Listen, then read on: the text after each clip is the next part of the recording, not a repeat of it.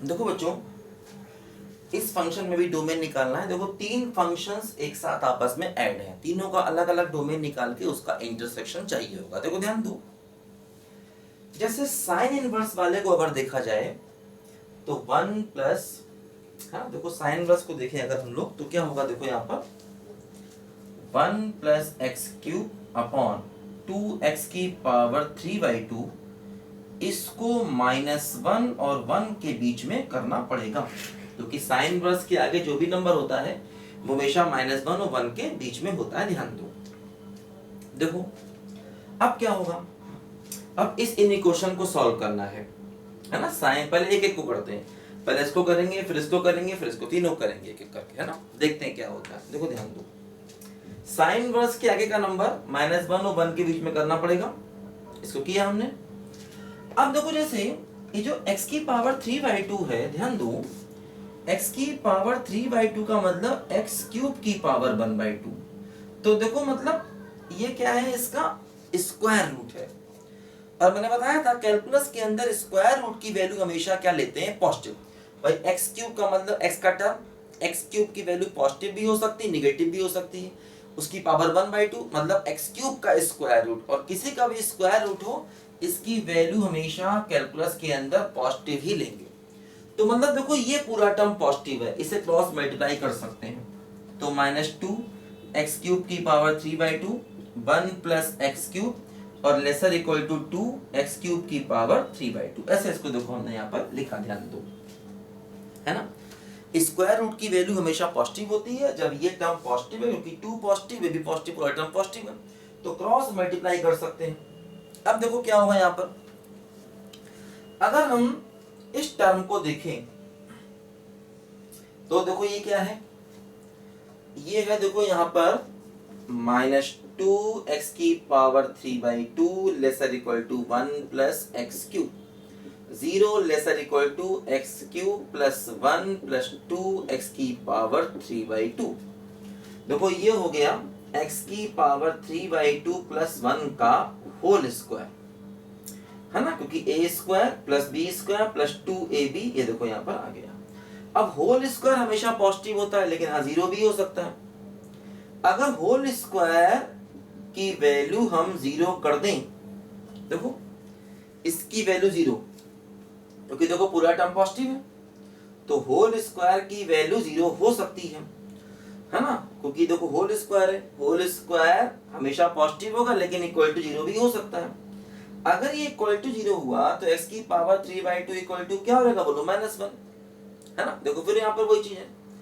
कि ये square root है, अब स्क्वायर रूट की वैल्यू देखो कभी भी नेगेटिव नहीं होगी, तो इसका मतलब यहां से हमें x बिलोंग्स टू, है ना, x बिलोंग्स टू मिल गया, देखो x belongs to greater equal to 0, क्योंकि देखो x की पावर 3/2,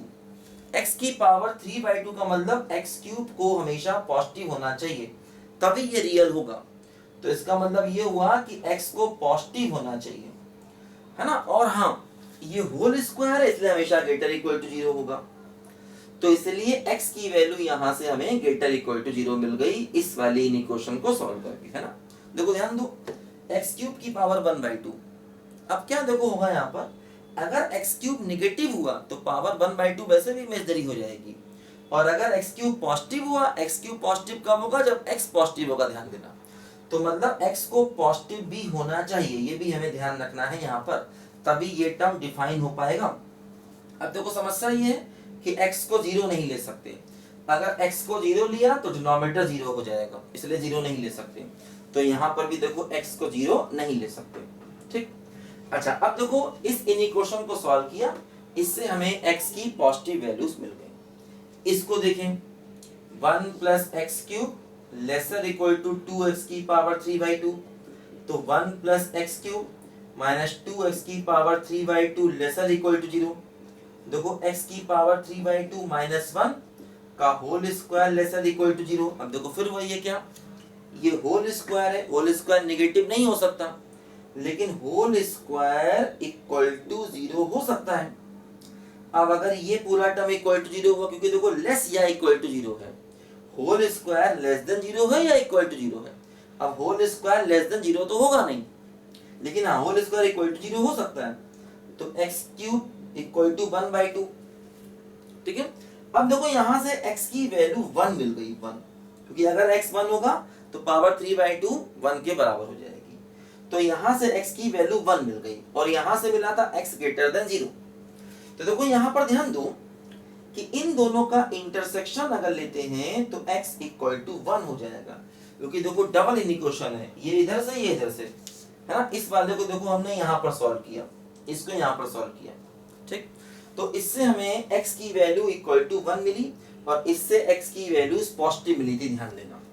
तो इसका मतलब इन दोनों का इंटरसेक्शन लेंगे तो x की वैल्यू सिर्फ 1 आएगी, मतलब ये फंक्शन सिर्फ x बराबर 1 पर डिफाइन है, बस x बराबर 1 पर डिफाइन है। अब चेक कर लो क्या 1 पर बाकी फंक्शन डिफाइन है कि नहीं है। देखो जैसे अगर x को 1 लेंगे तो 1 लेने पर x बराबर 1 लेने पर फ्रैक्शनल पार्ट 0 हो जाएगा, क्योंकि x की वैल्यू अगर इंटीजर होती है तो फ्रैक्शनल पार्ट 0, फ्रैक्शनल पार्ट 0 होने का मतलब पूरा बेस 1 हो गया, और पूरा बेस 1 हो गया तो ये लॉग डिफाइन नहीं हो पाएगा, क्योंकि ये फंक्शन सिर्फ x बराबर 1 पर डिफाइन है और x बराबर 1 पर लॉग का बेस 1 हो रहा है, इसका मतलब ये लॉग डिफाइन नहीं है। तो जब ये लॉग डिफाइन नहीं है इसका मतलब इस फंक्शन का डोमेन क्या हो गया, 5। इसको देखने की जरूरत ही नहीं है, क्योंकि सिर्फ ये एक ही पॉइंट पर डिफाइन है और जिस पॉइंट पर ये डिफाइन है उस पॉइंट पर डिफाइन ये नहीं हो रहा है, तो इसको अगर देख भी लोगे तो क्या फायदा, इंटरसेक्शन तो 5 मिलेगा, है ना, क्योंकि ये सिर्फ x बराबर 1 पर डिफाइन है। फिर समझो ध्यान से क्या किया, देखो x की पावर 3/2 की वैल्यू हमेशा पॉजिटिव होगी, ये बात ध्यान दो, इसलिए हमने इसको क्रॉस मल्टीप्लाई कर दिया।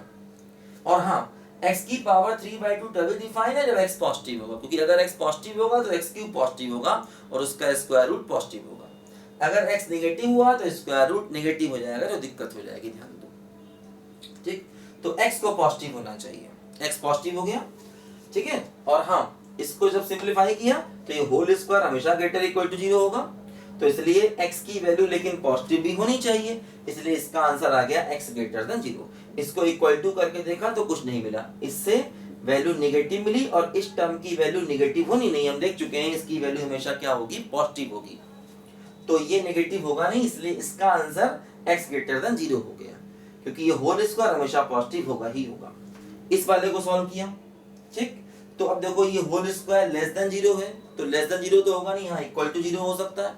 इक्वल टू 0 किया तो x की वैल्यू बन गई, इन दोनों का इंटरसेक्शन 1 आ गया, क्योंकि x पॉजिटिव है, ये x1 है और x इक्वल टू 1 पर इसका मतलब ये फंक्शन डिफाइन है। तो अगर ये फंक्शन x इक्वल टू 1 पर डिफाइन है